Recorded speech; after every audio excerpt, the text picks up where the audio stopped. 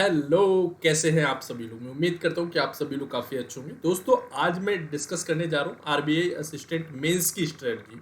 और ये जो वीडियो है ये काफ़ी इंपॉर्टेंट होने वाली है क्योंकि मैंने इस पे बहुत ज़्यादा काम किया है और तब इस वीडियो को लेकर आया हूँ, क्योंकि आप लोगों के लगातार कमेंट मिल रहे थे कि सर आरबीआई असिस्टेंट मेंस की स्ट्रेटजी बता दीजिए, क्योंकि प्रीलिम्स की जो मैंने स्ट्रेटजी बताई थी वो काफ़ी हेल्प की है एग्जाम में। तो चलिए शुरुआत करते हैं। आप लोग टाइटल देख रहे होंगे, Rao sir 135 minute master plan. अब ये क्या मास्टर प्लान है, आप सभी लोग यहाँ पर इस वीडियो को देखेंगे। ज़्यादा लंबी वीडियो नहीं है, मुश्किल से 5 मिनट की वीडियो रहेगी और आप सभी लोगों को सच में पता चलेगा कि वाकई में मेंस के लिए क्या किस तरीके से तैयारी करनी है। शुरुआत करते हैं। आप सभी लोगों को एग्जाम पैटर्न वगैरह सब कुछ पता है, ये तो आप लोगों को साइड में दिख रहा होगा एग्जाम पैटर्न। आपको पता होना चाहिए 200 क्वेश्चन 200 मार्क्स के पूछे जाते हैं और 135 मिनट आप लोगों को समय दिया जाता है। लेकिन ध्यान हमें यहाँ पर जो करना है वो मेंस और स्ट्रेटजी, मतलब मेंस की स्ट्रेटजी पे ध्यान देना है, ना कि एग्जाम पैटर्न। क्योंकि जो तैयारी करने वाले स्टूडेंट्स हैं उनको सब कुछ पता है कि एग्जाम में कौन सी सब्जेक्ट कितने मार्क्स का पूछा जाएगा, कितना समय मिलेगा। आरबीआई असिस्टेंट मेंस को समझने के दो तरीके हैं। पहला, इसे बाकी बैंक एग्जाम से कंपेयर करके, और दूसरा एक एवरेज स्टूडेंट्स के पर्सपेक्टिव के हिसाब से। डिफिकल्टी लेवल क्या होता है तो मैं आप लोगों को बता देता हूँ कि जो आरबीआई असिस्टेंट मेंस का लेवल है वो आमतौर पर एसबीआई पीओ प्रीलिम्स और एसबीआई पीओ मेंस के बीच का माना जाता है।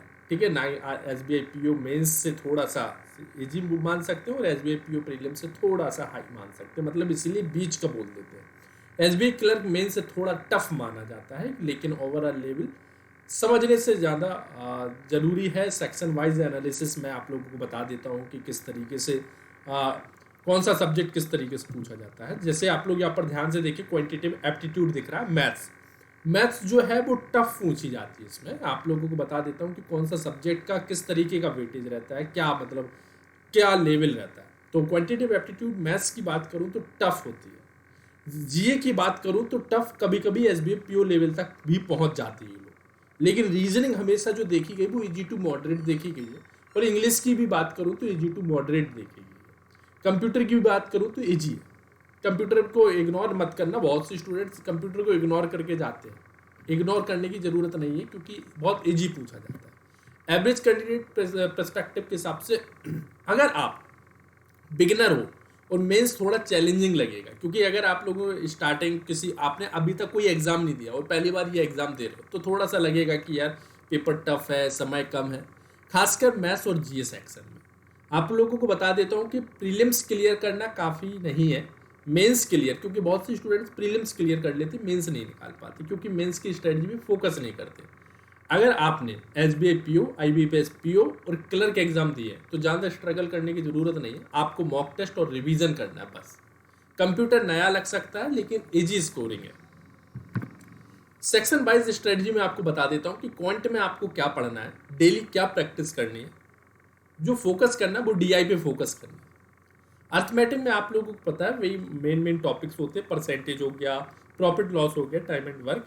ध्यान दीजिएगा, इसमें स्पीड और एक्यूरेसी दोनों पे कमांड होनी चाहिए, तभी आप क्वांट में अच्छा कर सकते हैं। अब मैं बात करता हूँ जीए की। Last 4 to 5 month current affairs आपका तैयार होना चाहिए, मतलब एग्जाम से 4-5 महीने का आपको करंट अफेयर्स रेडी होना चाहिए। और फोकस करना है कि आरबीआई से रिलेटेड न्यूज़ तो नहीं है कोई, वो उस पर भी फोकस करना है। और आप लोगों को बैंकिंग और फाइनेंशियल अवेयरनेस, ये सब आप लोगों को बैंकिंग अवेयरनेस इन पे भी फोकस करना है, क्योंकि ये बैंकिंग सेक्टर का एग्ज़ाम है। और आप लोगों को डेली रिवीजन भी करना है और वीकली मॉक भी देना है। इसी तरीके की अगर हम बात करें रीजनिंग की, तो रीजनिंग में आप लोगों को पजल्स एंड सिटिंग अरेंजमेंट पर बहुत अच्छी पकड़ बनानी है। अगर रीजनिंग में स्कोर करना है तो ये दो टॉपिक बहुत इंपॉर्टेंट होते हैं, पजल एंड सिटिंग अरेंजमेंट। और हाई लेवल क्वेश्चंस प्रैक्टिस करो, ये नहीं कि बस इजी इजी क्वेश्चन सॉल्व कर लिए, ये तो प्रीलिम्स के लिए था। आज मेंस की तैयारी कर रहे हो तो आप लोगों को मेंस लेवल की तैयारी भी करनी पड़ेगी, मेंस लेवल के क्वेश्चंस भी डिस्कस करने होंगे। तो हाई लेवल क्वेश्चंस प्रैक्टिस करो और इजी क्वेश्चंस पहले अटेम्प्ट करो, ये आप लोगों की स्ट्रैटेजी होनी चाहिए। इसके साथ साथ इंग्लिश में आप लोगों को पता है वही सब, reading comprehension, RC and vocabulary improve होना।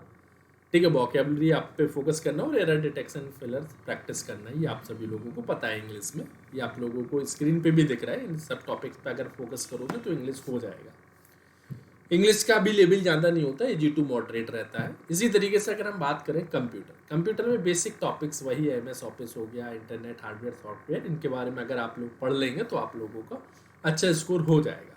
कोई मतलब ऐसी ज़रूरत नहीं है कि बहुत इस पर बहुत ज़्यादा फोकस करना। आपको PDF वगैरह मैं अपने टेलीग्राम ग्रुप में शेयर कर दूंगा। हालांकि मैं टेलीग्राम ग्रुप जो है वो मैंने डिस्क्रिप्शन में मेंशन कर दिया है लिंक, आप डायरेक्ट वहाँ से भी ज्वाइन कर सकते हैं। फाइनल टिप्स मैं आप लोगों को बताने जा रहा हूँ कि फाइनल टिप्स क्या हो सकती है, कि रोज आप लोगों को एक फुल मॉक देना है, मतलब फुल लेंथ मॉक। लेकिन मॉक देना ही काफ़ी नहीं, उसका एनालिसिस भी करना है कि आखिर आज मैंने क्या गलती की, कौन से टॉपिक में कौन सी क्वेश्चंस में प्रॉब्लम हुई, उनको पॉइंट आउट करना है, आगे कोशिश करना है कि इस क्वेश्चंस में प्रॉब्लम ना। टाइम मैनेजमेंट सीखो। सबसे बड़ी बात यही है कि टाइम मैनेजमेंट नहीं आता बहुत से स्टूडेंट्स को, तो टाइम मैनेजमेंट भी सीखिए। इसके साथ साथ स्ट्रॉन्ग सेक्शन से मैक्सिमम मार्क्स निकालो, क्योंकि एजी सबको आता है। आपको जो करना है, आपको क्या करना है जो सबको नहीं आता, तो आप लोगों को स्ट्रॉन्ग सेक्शन से मैक्सिमम मार्क्स निकालने की कोशिश करिए, तभी आप, ये बहुत इंपॉर्टेंट पॉइंट बोलने जा रहा हूँ मैं, तभी आप सिलेक्शन ले सकते हैं। लास्ट में बस यही है मेरा कहना कि कॉन्सेप्ट, प्रैक्टिस, मॉक और एनालिसिस आप लोगों का सिलेक्शन दिला देगा। यही थी मेंस की स्ट्रेटजी। इससे ज़्यादा आप लोगों को ज़्यादा ध्यान नहीं देना है कि बहुत ज़्यादा पढ़ना। बहुत लोग लगे रहते हैं कि सर क्या पढ़े क्या ना पढ़े। आपको रिसोर्सेज की ज़रूरत है तो आप वीडियो के नीचे कमेंट कर दीजिएगा। बाकी आप सभी लोगों को अगर स्ट्रेटजी मज़ेदार लगी तो आप सभी लोग ज़रूर कमेंट में बता दीजिए कि यस सर बहुत मज़ा आया। ऐसी स्ट्रेटजी, ऐसी तरीके की वीडियोस मैं आप सभी लोगों को लेके आने वाला हूँ, और भी आप कमेंट करिएगा, उसी के हिसाब से मैं वीडियो भी लेकर आऊँगा। तो आप सभी लोग चैनल को जरूर सब्सक्राइब करिए और ध्यान दीजिएगा, ये वीडियो काफ़ी इंपॉर्टेंट है, तो आप सभी लोग एक नहीं 2 बार जरूर देख लें इसको। ओके, ठीक है, थैंक यू।